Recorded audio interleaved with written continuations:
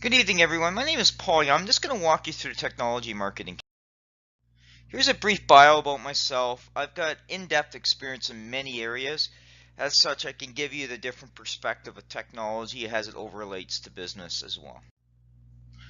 Canada has always had a vibrant technology sector. We may not be like the US where they've got significant markets in Boston, San Francisco area, as well as a few other areas across the US.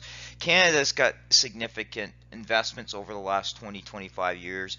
We've actually seen areas like Quebec City, Kitchener-Waterloo, Western Ontario, Hamilton, British Columbia, Calgary all slowly developed some form of technology sectors in terms of startups. And usually they start as ideas from the university and then they foster into startups. So what I will talk to you about is economic growth in general. Okay, I'll talk about the 25 top companies. I'll give you some characteristics of fast-growing companies, and I'll talk a little bit about the Liberal government's plan in terms of innovation. So this idea we're going to see significant growth over the worldwide economy over the next 10, 15, 20 years is a fallacy. We now have the new growth levels, which are going to be anywhere from 1.5% to 2.3% per year. That's what it's going to be like in Canada. Around the globe, it's going to run between 3% to 3.6%. I cannot see how we're going to see growth numbers beyond that.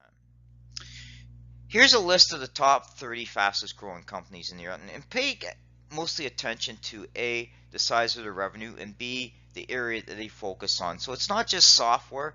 There's other things in here. There's online retailers, there's logistics and transportation, there's manufacturing. So it gives you kind of an offshoot of what the fastest growing companies are. What are some of the characteristics of fast growing companies? Typically they start as a small company. To entice people, they usually allow stock options. They pay decent compensation. They empower collaboration because they're such a small company and they use different tools to do collaboration. They continue to develop skills to drive performance. So they're looking at pragmatic marketing, analytics, artificial intelligence. They'll kind of look at that as all. The other things is the common thread. They usually have solid leadership in terms of motivating staff, retaining staff, and growing their business. What can be done to support startups? One, taxation policy. The government of Canada is reducing the small business corporate tax down to 9% over a period of a year. That's fine. There's other things that need to be happening on the R&D side in terms of innovation. I'm not a big fan of creating innovation funds and just pick and choosing winners. What I believe is that fund needs to go to something, to the universities in different areas to kind of support it, but it should be open to everybody. We can't pick winners and losers. That's not fair. We need to look at hydro policies too, because they impact any sort of manufacturing, office environment. Hydro costs in Ontario have skyrocketed. That needs to come into play. We need to get the right trade and investment deals. We need to continue to work with the universities and colleges and ensure that their educational programs are aligning with not just the jobs today, but the jobs of the future.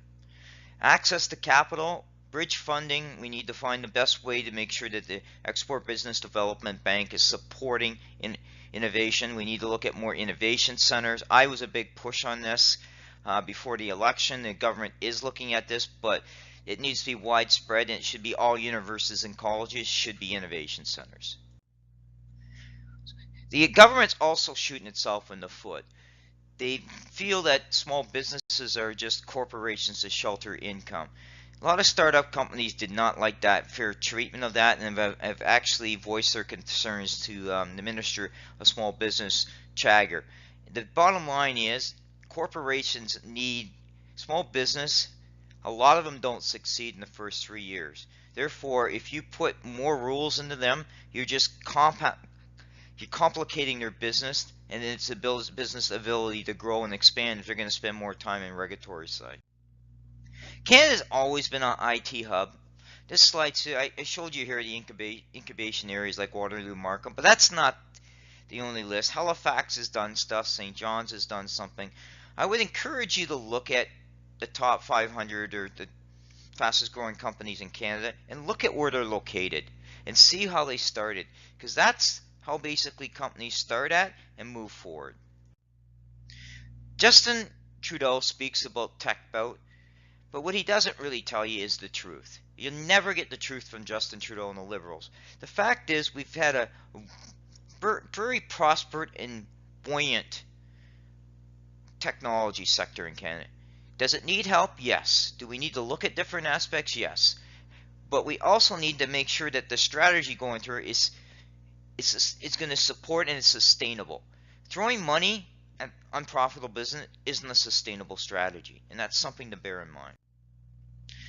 Catherine McKenna likes to talk about clean technology company. What she fails to talk about is that in Canada, clean technologies companies are not making any money. So they're not contributing any corporate tax. They might be contributing income tax and GST, but they're not contributing to the bottom line.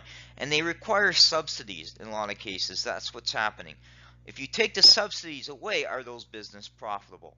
So it's very easy to say that I'm going to grow clean technology, and it's the right idea to put some focus on, but you need to take some baby steps in terms of moving it forward. Now, this is just a little bit of other sources that you can look at. I've got multiple slides related to innovation from government, federal. I've also done a lot of work in clean technology. This presentation kind of gives you an insight a little bit in the technology market. Again, I encourage people, when you're listening to politicians, don't listen to their rhetoric. Actually, go out and Google it, or use Firefox or whatever engine you use to search information, and go look for what's going on. Look at the trends of particular companies in terms of why they invest in Canada or why they're taking technology to the next level. That will tell you more than what politicians will ever tell you. Thank you.